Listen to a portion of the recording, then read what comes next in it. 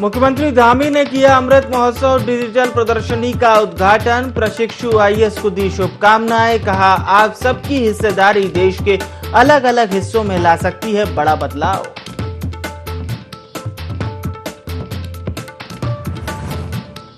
सरकार का प्रयास ला रहा रंग, गन्ना किसानों को हो रहा फायदा। अब तक किसानों को 400 करोड़ से ज्यादा का भुगतान कर चुकी राज्य सरकार।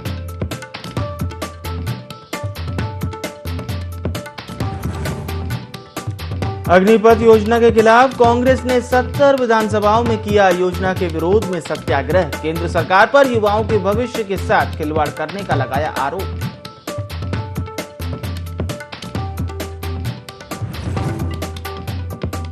24 जुलाई से शुरू हो रही कांवड़ यात्रा को लेकर पुलिस प्रशासन ने कसी कमर। पुलिस मुख्यालय में हुई बैठक में कई राज्यों के पुलिस अधिकारी रहे मौजूद।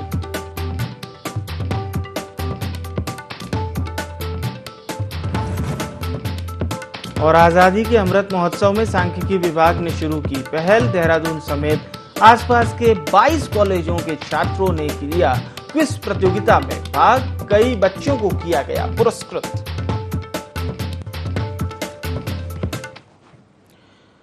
नमस्कार, देवभूमि लाइव में आप सभी का बहुत स्वागत है। मैं हूं विवेक पांडे, आपके साथ खबरें उत्तराखंड की।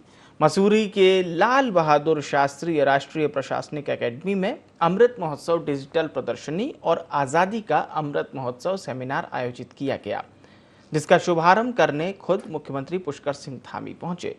इस दौरान उन्होंने लाल बहादुर शास्त्री की प्रतिमा पर पुष्प अर्पित कर 22 राज्यों की ओर से लगाए गए हस्तकला स्टॉल का अवलोकन किया। मुख्यमंत्री पुष्कर सिंह धामी ने कहा कि प्रधानमंत्री नरेंद्र मोदी के मार्गदर्शन और प्रेरणा से मिशन कर्मयोगी के तहत भारतीय संस्कृति का व्यापक प्रचार प्रसार किया जा रहा है। भारत सरकार के संस्कृति मंत्रालय के सहयोग से डिजिटल प्रदर्शनी लगाकर एक नई पहल की जा रही है।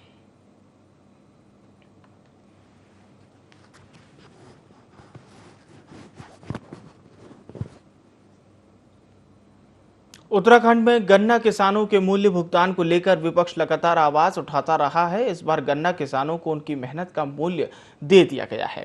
ये बात पशुपालन एवं गन्ना मंत्री सौरभ बहुगुणा ने कही। उन्होंने कहा कि चीनी मिलों को 500 करोड़ रुपए का भुगतान करना था, जिसमें से 400 करोड़ से ज्यादा का भुगतान हम कर चुके हैं और जो भी बचा है उसका भी भुगतान कर दिया जाएगा। यह पहली बार ऐसा हो रहा है कि कुछ मिलें अप्रैल में बंद हुई और कुछ मई में बंद हुई। 1.5 महीने के अंदर लगभग पेमेंट सरकार द्वारा कर दी गई।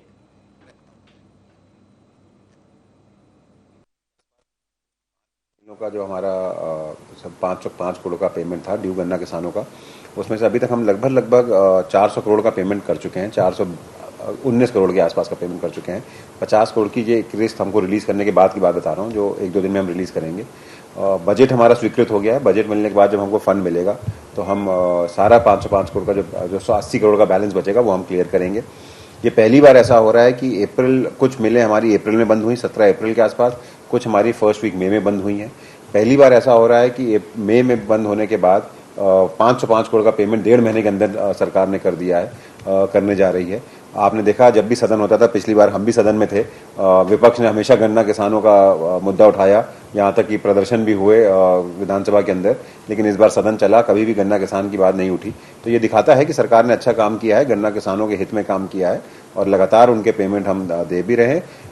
जहाँ तक मिलों की बात है, मैंने एक प्रपोजल माननीय मुख्यमंत्री जी के सामने रखा है मिलों की मॉडर्नाइजेशन करने का।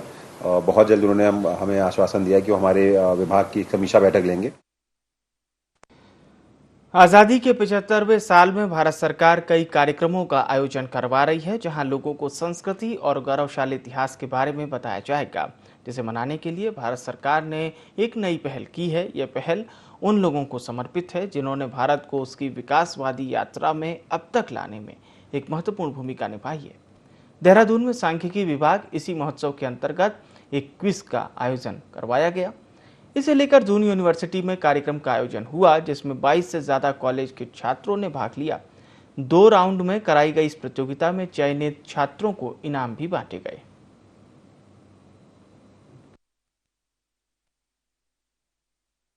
आज़ादी का अमृत महोत्सव के नाम से हम लोग 75 वर्ष पूरे होने पर सेलिब्रेट कर रहे हैं पूरा ईयर।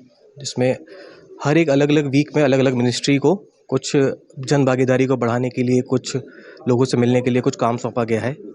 तो उसी कंटेक्स्ट में हमारी ministry of statistics and programme implementation की ओर से एक नेशन वाइज क्विज कंपटीशन का हम लोगों ने आयोजन किया है। जन जन तक पहुंचाना चाहते हैं कि हमारा विभाग क्या काम करता है, कैसे करता है। लोगों में ये कहना चाहूँगा, जो आज़ादी के 75 वर्ष हमारे पूरे हो गए हैं, उसके संदर्भ में ये भारत सरकार की तरफ से एक पहल की गई है कि हम 75 हफ्तों तक ये आज़ादी के अमृत महोत्सव को सेलिब्रेट करें, ताकि लोगों में एक जन भागीदारी थोड़ा सा उत्पन्न हो और वो लोगों में थोड़ा सा अवेयरनेस आए कि कैसे हम अपनी जो गवर्नमेंट की स्कीम्स हैं, जो भी प्लानिंग चीज़ें होती हैं, उनमें हमारा क्या रोल रहे, कैसे हमारी भी भागीदारी उसमें आए, शामिल हो।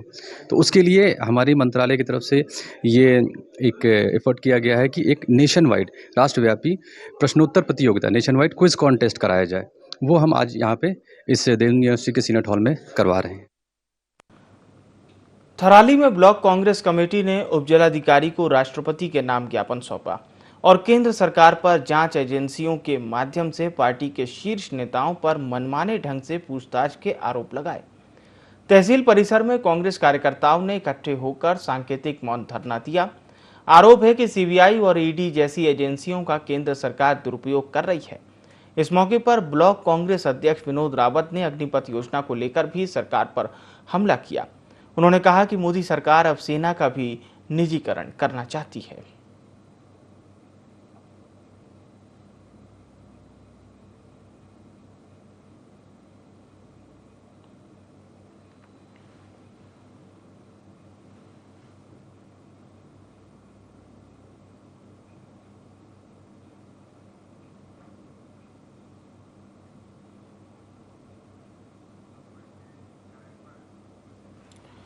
लक्सर में रायसी में चोरों ने 3 घरों को निशाना बनाया है। देर रात चोरों ने 30 लाख रुपए से अधिक के सोने चांदी समेत नकदी पार कर दिया।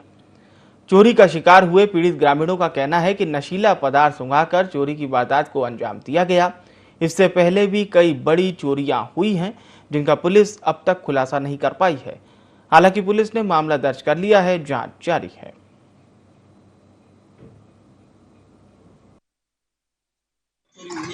इनको के यहाँ किशोर रामपाल जी और ये नाथराम जी और इनके बड़े भाई है आत्माराम जी, तीनों का लगभग 60 लाख की चोरी, बहुत बड़ी चोरी है। इसका खुलासा बहुत जरूरी चाहा है। ये बहुत बड़ी जनता का रोष है। तो छोटे भाई के घर में चोरी हुई है रात के 12 बजे हो या 1 बज रहा हो तो पता नहीं। ये तो मार कुछ सुनाया गया या क्या करा गया। 10-12 लाख रुपए का जेवरात हमें पता ही देखते हैं, अपने खाटों पड़े हुए खाली सामान और इतना ही नुकसान चाचा तक बराबर में चाचा का है। देश में लगातार बढ़ रहे नशे के खिलाफ अभियान चलाकर लोगों को जागरूक करने के लिए रुड़की के मंगलौर कोतवाली पुलिस की ओर से एक ड्रग्स जागरूकता अभियान चलाया गया। युवाओं को नशे के प्रति जागरूक किया गया और समाज में नशे के कारण बढ़ रहे अपराध के बारे में भी जागरूक किया गया। मंगलौर रोडवेज स्टैंड पर नशे के खिलाफ जागरूक अभियान में एसएसआई रफत अली ने बताया है कि खासकर युवा पीढ़ी में तेजी के साथ नशे के अंधकार में वे डूबते जा रहे हैं। नशे की लत को पूरा करने के लिए युवा आपराधिक घटनाओं में भी लिप्त हो जाते हैं।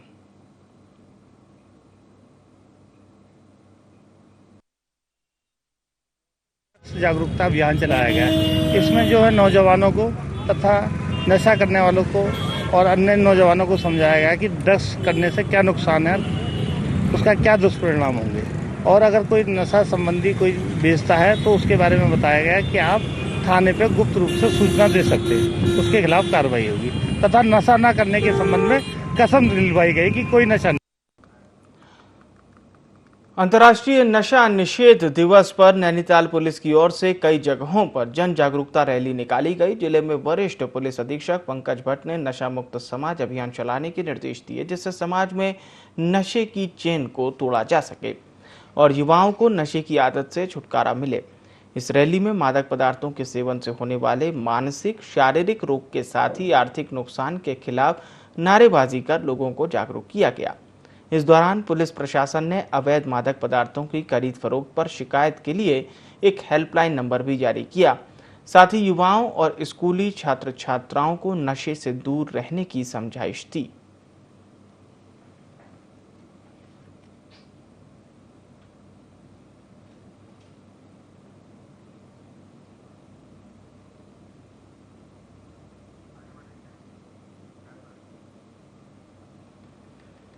हरिद्वार के हरिहर आश्रम में लोकसभा अध्यक्ष ओम बिरला, मुख्यमंत्री पुष्कर सिंह धामी, सांसद डॉक्टर रमेश पोखरियाल निशंक ने स्वामी अवधेशानंद महाराज के जीवन पर आधारित कृति तप और तपस्या का विमोचन किया। इस दौरान कैबिनेट मंत्री प्रेमचंद्र अग्रवाल समेत कई बीजेपी के नेता मौजूद रहे। त्यागपूर्ण आध्यात्मिक जीवन पर केंद्रित उपन्यास शोभा त्रिपाठी ने लिखा है। विमोचन के अवसर पर मुख्यमंत्री पुष्कर सिंह धामी ने कहा कि तप और तपस्या से हमें हमेशा प्रेरणा मिलने के साथ ही मार्गदर्शन मिलता रहेगा। सीएम ने कहा कि सनातन वही है जो सदैव चलता रहे। स्वामी जी का चुंबकीय व्यक्तित्व है। वे जितने बड़े संत उतना ही सरल उनका व्यवहार है।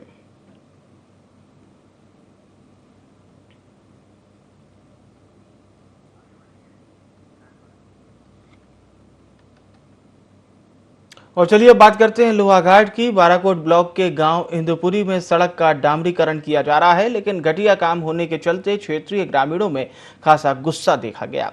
ग्रामीणों ने डामरीकरण का काम रुकवा दिया है। साथ ही भ्रष्टाचार के आरोप लगाते हुए लोक निर्माण विभाग के खिलाफ आंदोलन की चेतावनी भी दी। वहीं मामला डीएम चंपावत नरेंद्र सिंह भंडारी तक पहुंचते ही तुरंत सड़क निर्माण की जांच के आदेश दे दिए गए हैं। अब तक हुआ काम उखड़वा दिया गया है और ठेकेदार को सख्त चेतावनी भी दे दी गई है।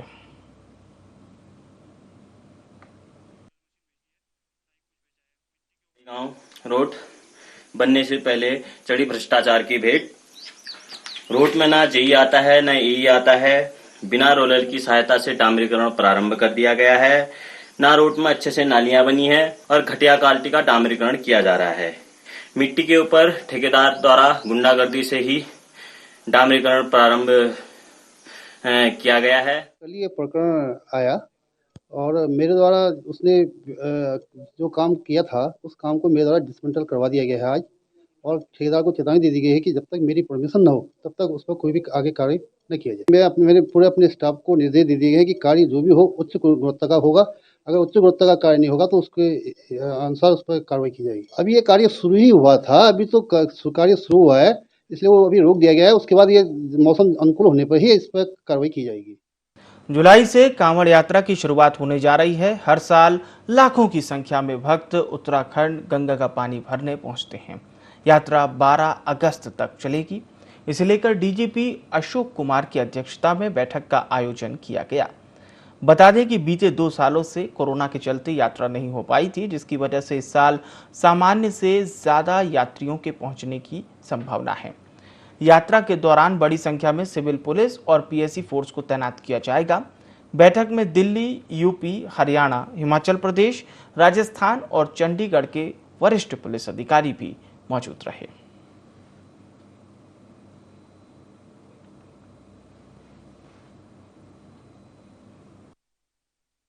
कांवड़ मेला के प्रबंधन को लेकर 2022 की, और इसमें हमने जो पड़ोसी राज्य हैं उन सभी के एडीजी लॉ एंड ऑर्डर और एडीजी इंटेलिजेंस उनको जोड़ा है, और उसके अलावा जो बॉर्डर के एसपीज, डीआईजी, एग्जैक्ट जो बॉर्डर है यानी मुजफ्फरनगर, सहारनपुर, बिजनौर, पोंटा साहिब, यमुनानगर वगैरह, और कई जगह की एसटीएफ एजेंसीज भी जुड़ी, पंजाब, हरियाणा, राजस्थान, दिल्ली, यूपी, हिमाचल, ये सब से हम लोगों ने कोऑर्डिनेशन किया है। आरपीएफ और बाकी भी संस्थाओं के अधिकारी जुड़े, और हम सब ने गहराई से विचार विमर्श किया, और सबको ये भी पता है कि इस बार कांवड़ मेला चूंकि 2 वर्ष बाद हो रहा है तो भीड़ ज़्यादा एक्सपेक्टेड है। हम सब ने उसके लिए आपसी जो आइडियाज का शेयरिंग किया। चंपावत पुलिस को 2.5 लाख की अवैध शराब पकड़ने में सफलता मिली है। एसपी देवेंद्र पीचा के दिशा निर्देशन में ऑपरेशन क्रैकडाउन चलाया जा रहा है, जिसके तहत संदिग्ध कार की तलाशी ली गई। हरियाणा ब्रांड की 420 बोतल अवैध शराब जब्त की गई। तस्कर हरियाणा से खरीदी शराब पहाड़ों में ऊंचे दामों पर बेचने के लिए ले जा रहे थे। ये गिरोह काफी समय से चंपावत और अन्य पहाड़ी जनपदों में सक्रिय था।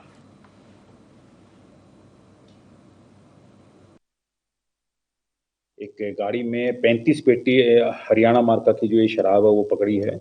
2 मुलजिम हमने इसमें गिरफ्तार किए हैं, जो कि एक दिल्ली का रहने वाला है और एक ये सोनीपत हरियाणा का रहने वाला है। इन्होंने पूछताछ में ये बताया कि हरियाणा से ये शराब लेके आ रहे थे और इनका मुख्य उद्देश्य यहीं चंपावत और आगे पिथौरागढ़ की तरफ में जहाँ जहाँ इनके जो डीलिंग पॉइंट थे वहाँ पर उनको सप्लाई करना था, 2-3 जगह पे इनको सप्लाई करना था और फिलहाल इनको अब जेल भेजने की तैयारी है। नशे के विरुद्ध हमारा ये अभियान लगातार हम चला रहे हैं, जिसमें न केवल शराब बल्कि स्मैक और चरस के ऊपर भी लगातार हमने कार्रवाई की है। कांग्रेस कमेटी के आह्वान पर प्रदेश के 70 विधानसभा क्षेत्रों में कांग्रेस ने अग्निपथ योजना को लेकर केंद्र सरकार के खिलाफ विरोध प्रदर्शन किया, जहां योजना के खिलाफ जमकर नारेबाजी भी की गई।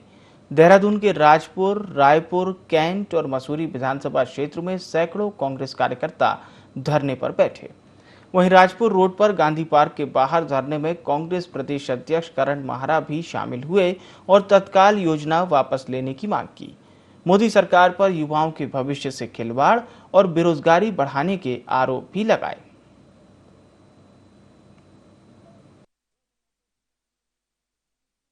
एक पार्टी विशेष के कार्यकर्ताओं ने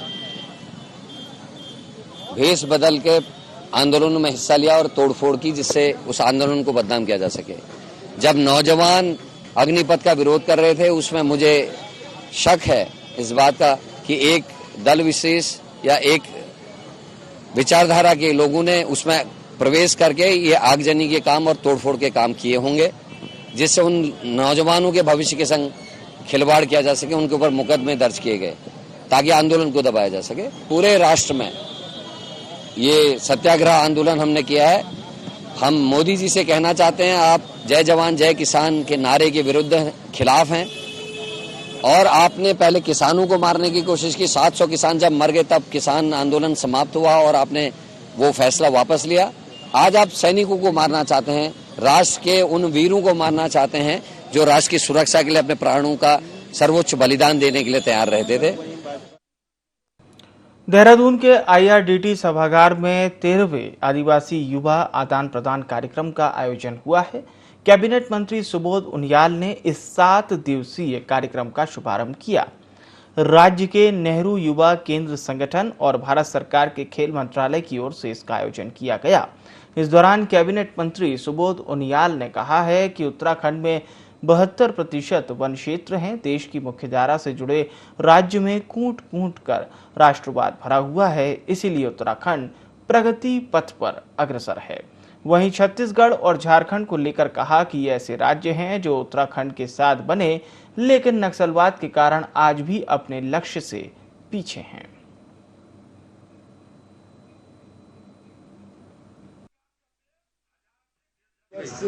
आदिवासी क्षेत्रों के बच्चों को उनकी जागरूकता के लिए और एक दूसरे राज्यों के बच्चों के साथ इंटरेक्शन करने के लिए इस तरह का आदान प्रदान किया जाता है, जिससे बच्चों में एक एक्सपोजर भी मिलता है और साथ साथ एक उनके कॉन्फिडेंस में वृद्धि होती है। तो एक बच्चों के आत्मविश्वास को बढ़ाने के लिए, उनके अंदर एक कॉन्फिडेंस लाने के लिए, उनको एक दूसरे संस्कृति की जानकारी के लिए और बेहतर एक्सपोजर के दृष्टि से ये कार्यक्रम देता। तो नेहरू युवा केंद्र का ये 13वां आदान प्रदान ये यहाँ पर इसकी आज शुरुआत हुई है, जिसमें झारखंड और छत्तीसगढ़ के विभिन्न इलाके करीबन 6 जगहों से लोग आए हैं और खासकर नक्सल प्रभावित बच्चों को ये संदेश ये लोग अपने क्षेत्र में लेके जाएं कि नक्सलवाद से कभी भला नहीं। लोहाघाट नगर में सड़कों पर भवन निर्माण सामग्री उतरवाकर यातायात को बाधित करने वाले लोगों पर नगर पालिका और राजस्व विभाग ने कार्रवाई करना शुरू कर दी है। नगर पालिका के EO मोहम्मद इस्लाम ने बताया है कि SDM कोर्ट तिराहे के पास सड़क में किसी ने भवन निर्माण सामग्री उतारकर यातायात को बाधित किया था। सूचना मिलने पर वे और राजस्व निरीक्षक राकेश पगरिया मौके पर पहुंचे और उस व्यक्ति का 5,000 का चालान काटा।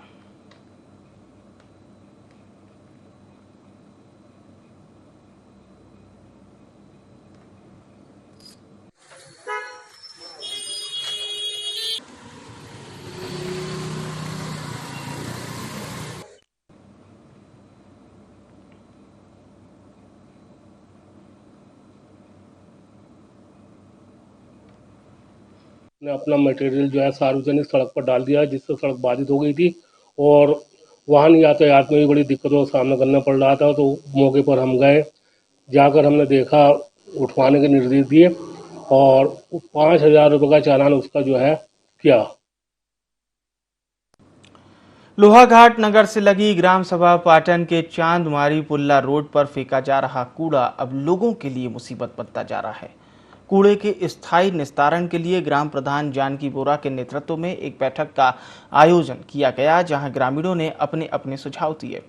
वहीं नगरपालिका अध्यक्ष गोविंद वर्मा ने बताया कि जिला पंचायत क्षेत्र में आने के कारण नगरपालिका कूड़े का समाधान नहीं कर पा रही है।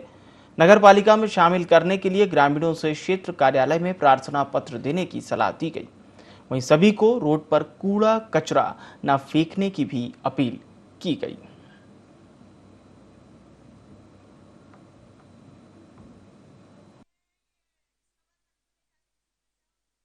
जगह जगह गंदगी के ढेर लगे हुए हैं और जगह जगह न रास्ते हैं, न नालियां हैं, न सड़कें हैं और न स्ट्रीट लाइटें हैं। और बरसात में छोटी भी बरसात होगी थी, सबके घरों में पानी घुसता है।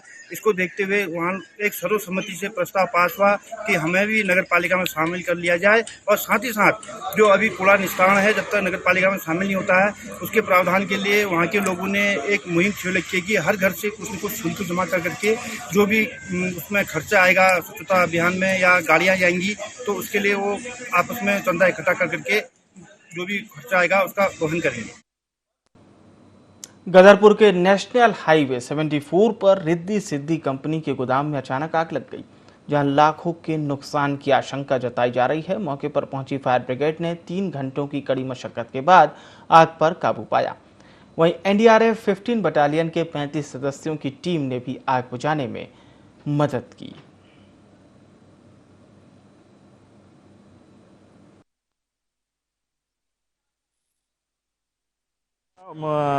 चोकर है। अब ये घटना लगभग 4:30 बजे की है।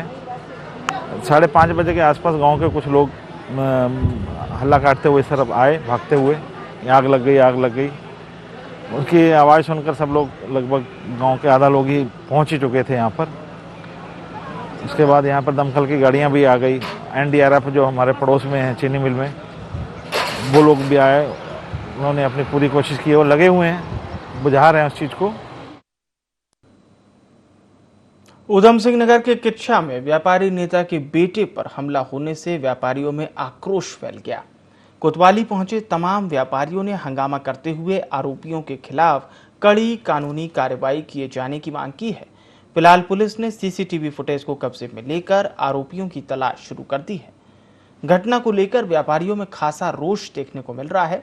उधम सिंह नगर के किच्छा में व्यापार मंडल के जिला महामंत्री पर बाइक सवार युवकों ने उस समय हमला बोल दिया था जब व्यापारी नेता का बेटा अपने एक कर्मचारी के साथ स्कूटी पर बाजार जा रहा था।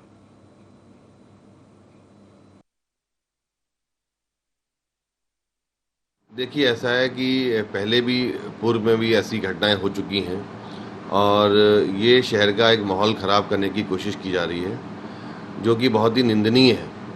एक छोटा सा शहर और उसमें जो है ऐसा माहौल ख़राब हो, आए दिन व्यापारियों पे या आम जन लोगों पे जो है ऐसे हमले हों, तो हम लोग इसकी कड़ी निंदा करते हैं और सरकार से ये मांग करते हैं कि इस जो ये घटनाएं हो रही हैं इसको अपने संज्ञान में लेके एक अच्छे तरीके से इसकी जांच कराई जाए। कल सूचना प्राप्त हुई थी कि दीप हंसपाल नाम के लड़के पर किन्हीं लड़कों द्वारा हमला किया गया है। तो उसके बाद उस लड़के की तरफ से हमें तहरीर प्राप्त हुई, जिसमें 2 लड़के नामजद किए गए। 3 अज्ञात के खिलाफ उन्होंने तहरीर लिखाई है।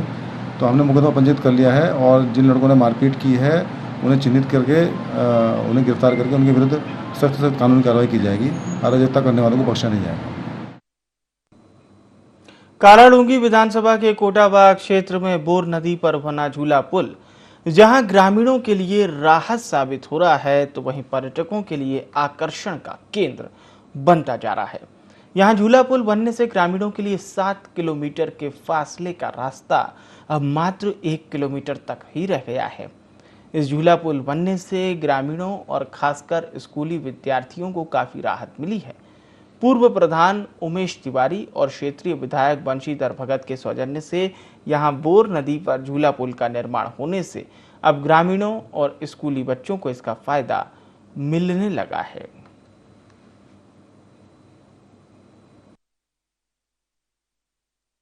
पुल बनने से जब हम यहाँ बरसात में नदी नाला आ जाता है तो हम इस पुल के रास्ते इधर से नदी पार करते थे। हाँ रास्ता शॉर्ट है। अगर हम वहाँ से बाइक का रास्ता ये है, ये पैदल का रास्ता है, तो हमें यहाँ से बहुत जल्दी सुविधा हो जाती है। हम 10-15 मिनट में बजनल पहुँच जाते हैं। मैं इस झूला पुल के लिए 2008 से प्रयासरत था और हमारी जो समस्या थी नया पांडे गांव, थपलिया, जलाल गांव, बजिनिया, हल्दू, मूसा बंगर, पतिलिया, सब ग्राम सभाओं का आना जाना हम लोगों का लगा रहता था। माननीय बंशीधर भगत जी विधायक बने, मैं वो इस प्रयास को आगे उनके पास ले गया और उन्होंने इसमें काफ़ी प्रयास किया। जब वो कैबिनेट के रूप में मंत्री पद उनको मिला तो उन्होंने इसको बहुत तेज़ी से किया और इसका शिलान्यास भी किया और आज ये पूरा बन के तैयार हो चुका है। और फिलहाल के लिए इस बुलेटिन में इतना ही। मुझे यानी विवेक को दीजिए इजाजत। नमस्कार।